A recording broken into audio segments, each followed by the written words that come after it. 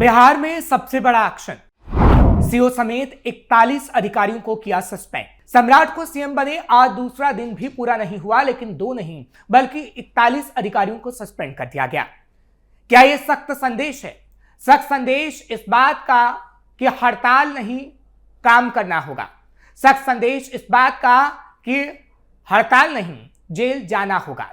शांति भंग की तो योगी की तरह बिहार में सम्राट डंडे बरसाने का काम करेंगे, या फिर वही ढाक के 3 पात की एक्शन साबित होगा? ये सवाल आज हम पूछेंगे, क्योंकि सम्राट ने कई बड़े एक्शन लिए हैं जिसके बारे में आज हम आपको बताएंगे, और साथ ही साथ ये सवाल भी उठाएंगे कि क्या इन एक्शन से बिहार में भ्रष्टाचार पर लगाम लगेगी, अपराध खत्म होगा, या फिर बिहार देश का नंबर 1 विकसित राज्य बन सकेगा। नमस्कार, कैपिटल टीवी का खास शो विभाग सवाल देख रहे हैं आप। मैं हूं आपके साथ हर्ष भारद्वाज। बुधवार को सम्राट चौधरी ने सीएम पद की शपथ ली। इसके बाद बड़ा प्रशासनिक फैसला लिया गया, जहां 37 अंचलाधिकारी समेत 41 अधिकारियों को निलंबित कर दिया गया, जिसके बाद कई सवाल सुलग रहे हैं। सम्राट के और कितने बड़े एक्शन हुए? 41 अधिकारियों को क्यों सस्पेंड किया गया? क्या भ्रष्टाचारियों में भी सम्राट का डर होगा? सवाल यह भी कि क्या अपराध का पूरी तरह खात्मा सम्राट कर पाएंगे? जीरो टॉलरेंस नीति कितनी कामयाब होगी? जैसा कि हमने आपको बताया कि 41 अधिकारियों को निलंबित कर दिया गया। दरअसल ये अधिकारी काफी समय से हड़ताल पर चल रहे थे। भूमि सुधार और राजस्व विभाग के मंत्री विजय कुमार सिन्हा लगातार आगाह कर रहे थे। इसी बीच जब सम्राट चौधरी सीएम बने तो तगड़ा फैसला ले लिया गया। नियमों के उल्लंघन को बर्दाश्त नहीं किया जाएगा। सरकार ने इस कार्रवाई के जरिए स्पष्ट संदेश दिया है कि आम लोगों से जुड़े संवेदनशील कार्यों में किसी तरह की लापरवाही या सेवा नियमों के उल्लंघन को बर्दाश्त नहीं किया जाएगा।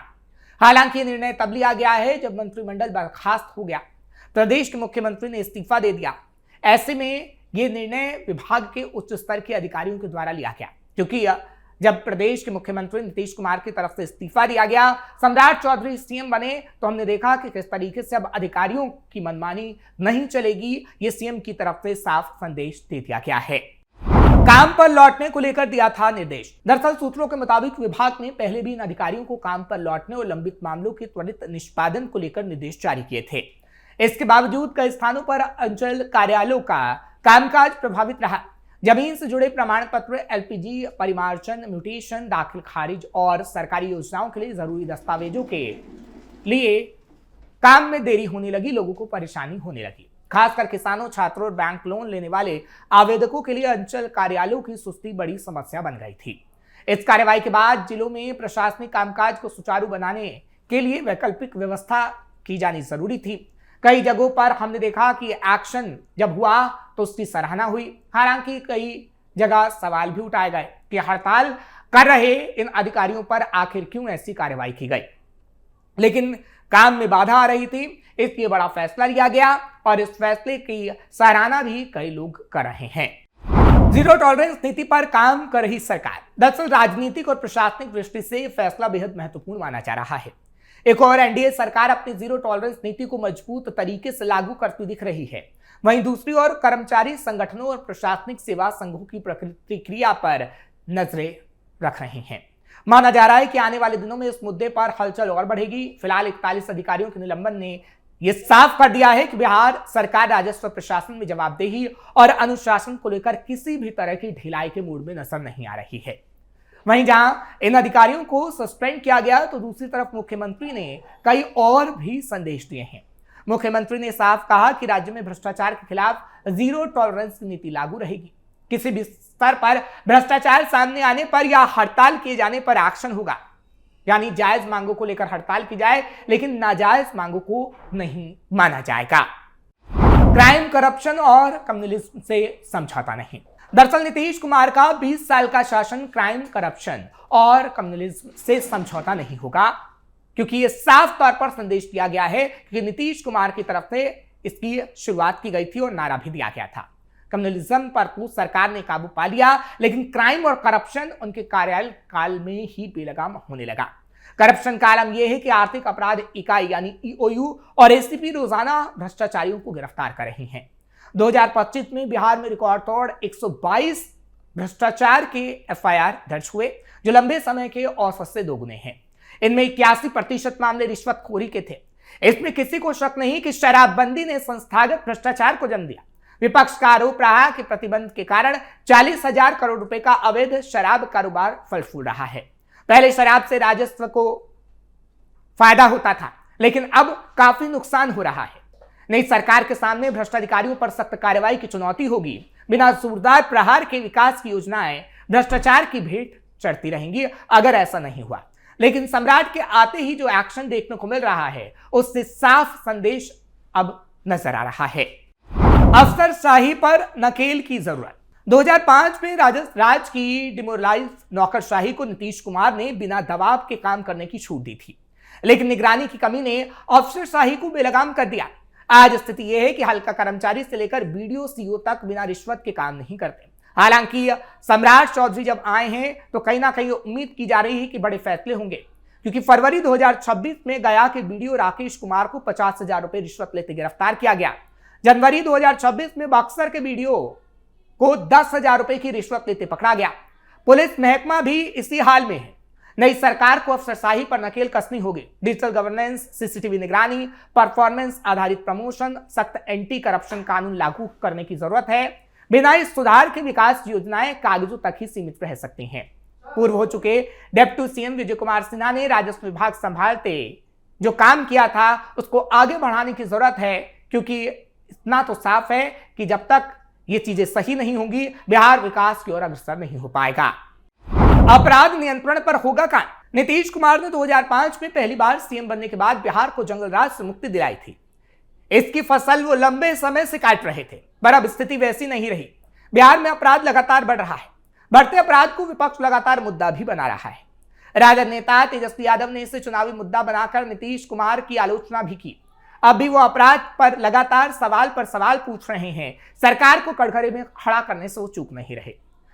अपराधियों का मनोबल इतना बढ़ गया है कि पुलिस पर हमले हो रहे हैं। ऐसा दरअसल बिहार में तेजस्वी यादव की तरफ से कहा गया, लेकिन सम्राट चौधरी अब इन अपराधियों को बख्शने के मूड में नहीं है, क्योंकि अधिकारियों के साथ जो मीटिंग हुई है उसमें भ्रष्टाचार के मामले, अपराध के मामलों पर बातचीत हुई है और बताया गया है कि कैसे एनसीआरबी का आंकड़ा बताता है कि बिहार में अपराध लगातार कम हो रहे हैं और सम्राट चौधरी बिहार में पूरी तरीके से अपराध खत्म कर रहेंगे, क्योंकि मीटिंग में भ्रष्टाचार और अपराध पर बात की गई है और जीरो टॉलरेंस की नीति पर लगातार काम किया जा रहा है।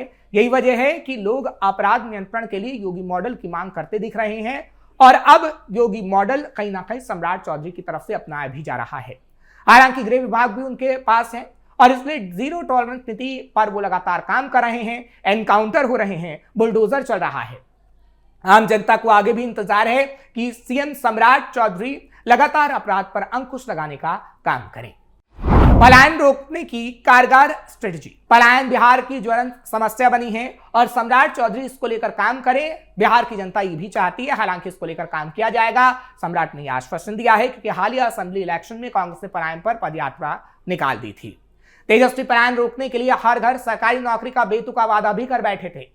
प्रशांत किशोर पहले से ही इस पर अलख जगाए हुए थे। यहां तक कि सत्ताधारी एनडीए ने भी इस दिशा में कई घोषणाएं की। सच है कि बिहार में उद्योग धंधे कहीं ना कहीं कम हुए, जिसे नीतीश सरकार ने बढ़ाने की कोशिश की, लेकिन इसे और बढ़ाना होगा, क्योंकि बड़े पैमाने पर लोग रोजगार की तलाश में दिल्ली, गुजरात, बेंगलुरु और कोलकाता जैसे शहरों में पलायन करते हैं। 2025 के आंकड़ों के मुताबिक बिहार में करीब 3 करोड़ लोग बाहर जा रहे हैं, यानी हर 4 व्यक्ति में 1 से 2 तिहाई घरों में कम से कम एक सदस्य बाहर जाता है। 2011 की जनगणना में 74.54 लाख प्रवासी ने पलायन किया। हालांकि पार्टियों ने इसे चुनावी मुद्दा बनाया, लेकिन इसके लिए काम किसी भी पार्टी की तरफ से नहीं किया गया।